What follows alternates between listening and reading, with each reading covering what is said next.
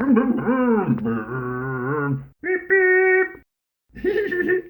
Hi everyone, I'm Matt and welcome back. Oh, Matt, I need someone to rescue me. Rescue you? What's going on? Well, I just started making a new batch of delicious pancakes using a recipe from my awesome new book. Right. Oh, but it's all gone wrong. And I need someone to rescue me from a fate worse than death. Oh dear, what's gone wrong? I'll show you. Look. Oh dear, you've run out of milk. Yes, and you cannot make pancakes without milk. Why don't you go and find someone who can make you an online order?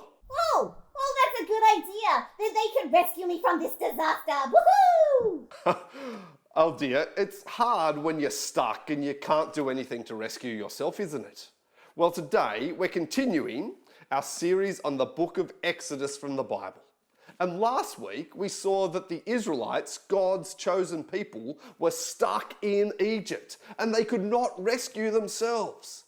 But the book of Exodus teaches us that, do it with me, God loves his people and rescues his people so they can obey and live with him.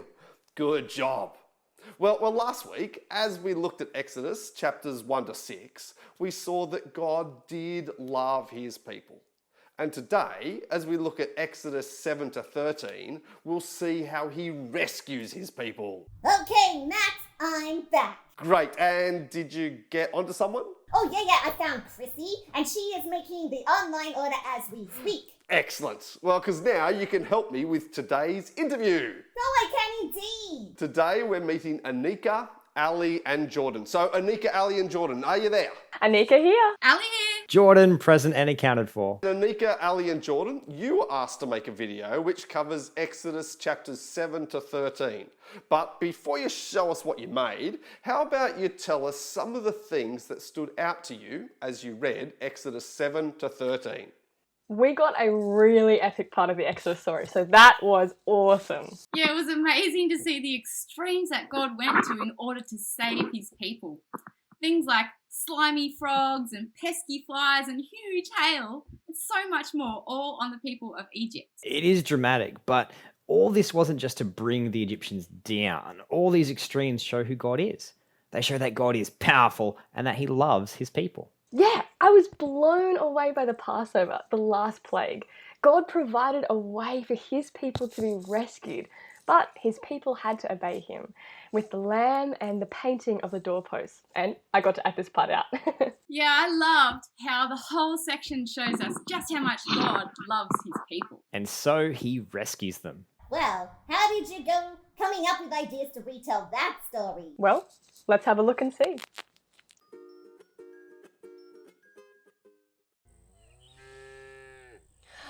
What a beautiful day to live and work at peace, wouldn't you say? Well, it hasn't always been this way, no. See, when I was a young girl, I lived in Egypt with all my people. And we were slaves for 400 years, and it was very, very hard. My people cried out to God for help. And because God loved his people, he came to our rescue by sending a man named Moses. God says, "Let my people go so they may worship me." But Pharaoh, the king of Egypt, said, No. Would this stop God's plan to rescue his people?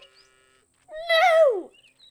Moses kept listening to God and went back to Pharaoh. God says, "Let my people go so they may worship me." Then God showed his mighty power. He turned all the water into blood. But Pharaoh would not change his mind. No. So Moses went back again. God says, "Let my people go so they may worship me. Then God sent frogs to fill the land. They got in the beds, in the kitchen. Oh, they were everywhere. But still. No. So God continued to send Moses to Pharaoh. And again, God showed his mighty power so that Pharaoh could let his loved people go. God sent tiny flying gnats. God sent flies. God caused farm animals to get sick and die. But Pharaoh would not listen. No. No. No. So God kept working to rescue his people. No. He sent skin sores. He sent hail. He sent locusts. God even sent a thick darkness on the Egyptians. I can't see. Anybody there? Who turned out the light? Through all this, God showed his love by protecting his people. But Pharaoh would not change his mind. No. No. No. No. No. Pharaoh's heart was hard. But God was going to rescue his people by showing his mighty hand one more time. God told us to paint our doorsteps with lamb's blood.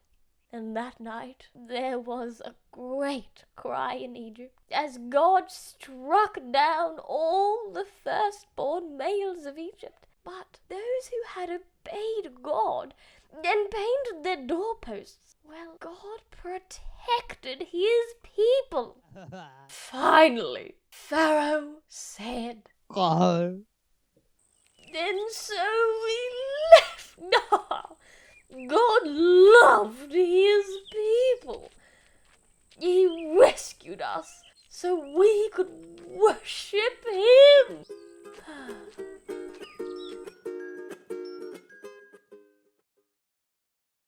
Oh, that's cool. And you had real cows. Yeah, it's been so nice staying on a farm. Oh, maybe you could send me some fresh milk.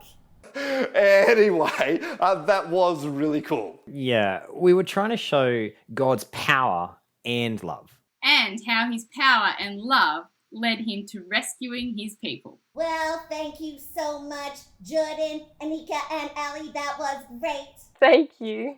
Wow, that was cool to see how God rescued his people through his power and his love. It was. But again, what's even more amazing is that the book of Exodus actually points us forward to Jesus. It points you forward to Jesus. Yeah, when Jesus died on the cross, he was showing us God's love and power in an even greater way than God did in Exodus. Really? Really. Because when Jesus died on the cross, he wasn't just rescuing people from being trapped in Egypt. He was rescuing people from sin and death. Whoa, hey, that's amazing. It is indeed. Oh, that'll be my milk. I'm rescued. Woo! I'd see you, Rosie.